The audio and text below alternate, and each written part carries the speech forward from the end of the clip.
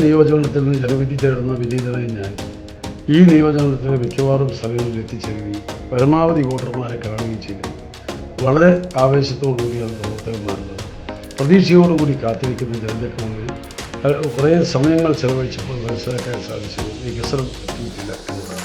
അവർക്ക് പരിഭവങ്ങളുണ്ട്, പരാതികളുണ്ട്. നേരിട്ട് അല്ലാതെയും അവർ നിവേദനമായും എനിക്കും അതുപോലെ ബന്ധപ്പെട്ട നമ്മുടെ സഹപ്രവർത്തകന്മാരുണ്ടായി ഒത്തിരി കാര്യങ്ങൾ. ആ കാര്യങ്ങളൊന്നും ഞാൻ വിശദീകരിക്കുന്നില്ല. അതൊക്കെ നേരത്തെ ഇവിടെ സോഷ്യൽ മീഡിയയിൽ ചർച്ച ചെയ്യപ്പെട്ടുകൊണ്ടിരിക്കുന്ന ഇനങ്ങൾ ഒരുപാട്.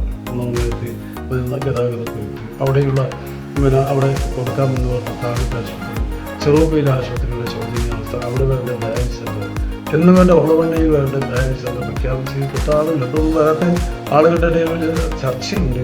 അവർ വലിയ പ്രയാസത്തോടുകൂടിയാണ്.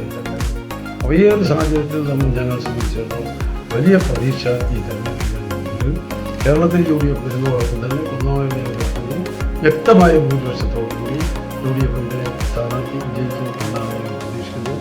അപാനപുരത്തിൽ ജനതയാണ് ഈ തെരഞ്ഞെടുപ്പിന് നേതൃത്വം കൊടുക്കുന്നത്. അത് ഓരോ ആൾക്കൂട്ടവും മണിക്കൂറുകൾ കാത്തിരുന്നിട്ടും പോകാതെ സ്ഥാനാർത്ഥി വരുന്നു, നേതാക്കൾ വരുന്നു, കാത്തിരിക്കുന്നത് കാണാൻ സാധിക്കും.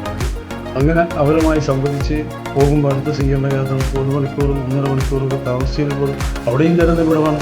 എല്ലാം കഴിഞ്ഞതിന് ശേഷമാണ് അവർ തിരിഞ്ഞു പോകുന്നത്.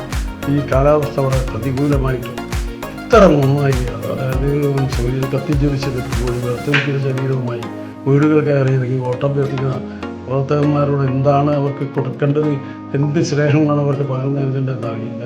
അവരോടുള്ള കടപ്പാട് എങ്ങനെ പറഞ്ഞാൽ തീരാത്തത്രയും ഉള്ളതുകൊണ്ട് നമ്മൾ അവരോട് പറഞ്ഞൊരു കാര്യമുണ്ട്. ഈ കാലയളവിൽ നിങ്ങൾ കഷ്ടപ്പെട്ടതിന് പകരമായി തിരഞ്ഞെടുക്കപ്പെടുന്ന പക്ഷം 5 കൊല്ലക്കാലം അവർക്ക് വേണ്ടി ഞാൻ കഷ്ടപ്പെടും എന്ന വാക്ക് അവർക്ക് കൊടുത്തിട്ടുണ്ട്. അത് വാക്കാണ്. അതെന്നെ സംബന്ധിച്ചിടത്തോളം ഞാൻ ജീവിതത്തിൽ അങ്ങനെ പ്രവർത്തിച്ചു വന്ന താഴേക്കടയിൽ നിന്ന് വന്ന ഒരു പ്രവർത്തകനാണ്.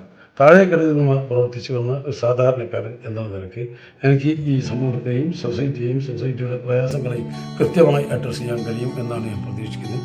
നിങ്ങളുടെ എല്ലാവരുടെയും വോട്ട് കോണി അടയാളത്തിൽ രേഖപ്പെടുത്തി എന്നെ വിജയിപ്പിക്കണം എന്ന് അഭ്യർത്ഥിക്കുകയും അതോടൊപ്പം നിങ്ങൾ പ്രാർത്ഥിക്കണം, അപേക്ഷിക്കുകയും പ്രവർത്തനത്തിൽ സജീവമായി കൂടെ ഉണ്ടാകണം എന്ന് ഒരിക്കൽ കൂടി ഓർമ്മപ്പെടുത്തുകയും ചെയ്തുകൊണ്ട് എല്ലാവർക്കും തന്നെ നേരുന്നു.